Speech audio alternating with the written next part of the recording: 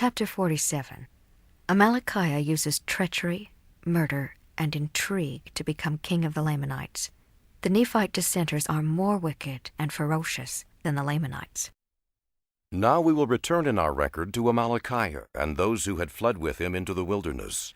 For behold, he had taken those who went with him, and went up in the land of Nephi among the Lamanites, and did stir up the Lamanites to anger against the people of Nephi, insomuch that the king of the Lamanites sent a proclamation throughout all his land among all his people, that they should gather themselves together again to go to battle against the Nephites. And it came to pass that when the proclamation had gone forth among them, they were exceedingly afraid. Yea, they feared to displease the king, and they also feared to go to battle against the Nephites, lest they should lose their lives. And it came to pass that they would not, or the more part of them would not, obey the commandments of the king. And now it came to pass that the king was wroth because of their disobedience. Therefore he gave Amalickiah the command of that part of his army which was obedient unto his commands, and commanded him that he should go forth and compel them to arms. Now behold, this was the desire of Amalickiah, for he being a very subtle man to do evil, therefore he laid the plan in his heart to dethrone the king of the Lamanites. And now he had got the command of those parts of the Lamanites who were in favor of the king. And he sought to gain favor of those who were not obedient. Therefore he went forward to the place which was called Onidah, for thither had all the Lamanites fled. For they discovered the army coming, and supposing that they were coming to destroy them, therefore they fled to Onidah, to the place of arms. And they had appointed a man to be a king and a leader over them, being fixed in their minds with a determined resolution that they would not be subjected to go against the Nephites. And it came to pass that they had gathered themselves together upon the top of the mount which was called Antipas, in preparation to battle.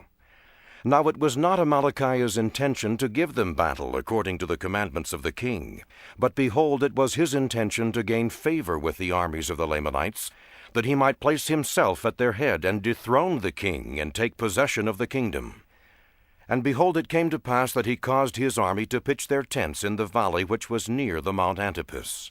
And it came to pass that when it was night, he sent a secret embassy into the mount Antipas, desiring that the leader of those who were upon the mount, whose name was Lehanti, that he should come down to the foot of the mount, for he desired to speak with him. And it came to pass that when Lehanti received the message, he durst not go down to the foot of the mount. And it came to pass that Amalickiah sent again the second time, desiring him to come down. And it came to pass that Lehanti would not, and he sent again the third time. And it came to pass that when Amalickiah found that he could not get Lehanti to come down off from the mount, he went up into the mount, nearly to Lehanti's camp, and he sent again the fourth time his message unto Lehanti, desiring that he would come down, and that he would bring his guards with him. And it came to pass that when Lehanti had come down with his guards to Amalickiah, that Amalickiah desired him to come down with his army in the night time, and surround those men in their camps over whom the king had given him command, and that he would deliver them up into Lehanti's hands, if he would make him, Amalickiah, a second leader over the whole army. And it came to pass that Lehanti came down with his men, and surrounded the men of Amalickiah, so that before they awoke at the dawn of day, they were surrounded by the armies of Lehanti. And it came to pass that when they saw that they were surrounded, they pled with Amalickiah that he would suffer them to fall in with their brethren, that they might not be destroyed. Now this was the very thing which Amalickiah desired. And it came to pass that he delivered his men contrary to the commands of the king. Now this was the thing that Amalickiah desired, that he might accomplish his designs in dethroning the king. Now it was the custom among the Lamanites, if their chief leader was killed, to appoint the second leader to be their chief leader. And it came to pass that Amalickiah caused that one of his servants should administer poison by degrees to Lehanti, that he died. Now when Lehanti was dead, the Lamanites appointed Amalickiah to be their leader and their chief commander.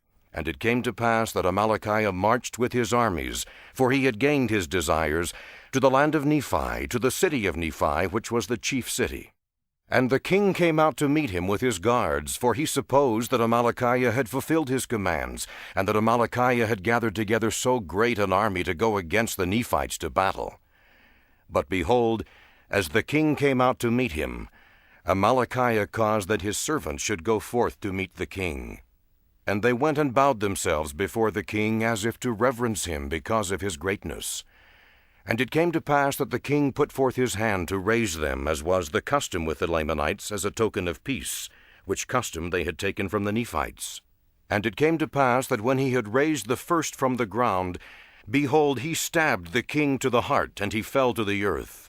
Now the servants of the king fled, and the servants of Amalickiah raised a cry, saying, Behold, the servants of the king have stabbed him to the heart, and he is fallen, and they have fled. Behold, come and see. And it came to pass that Amalickiah commanded that his armies should march forth and see what had happened to the king. And when they had come to the spot and found the king lying in his gore, Amalickiah pretended to be wroth, and said, Whosoever loved the king, let him go forth and pursue his servants, that they may be slain. And it came to pass that all they who loved the king, when they heard these words, came forth and pursued after the servants of the king. Now when the servants of the king saw an army pursuing after them, they were frightened again, and fled into the wilderness, and came over into the land of Zarahemla, and joined the people of Ammon. And the army which pursued after them returned, having pursued after them in vain. And thus Amalickiah by his fraud gained the hearts of the people.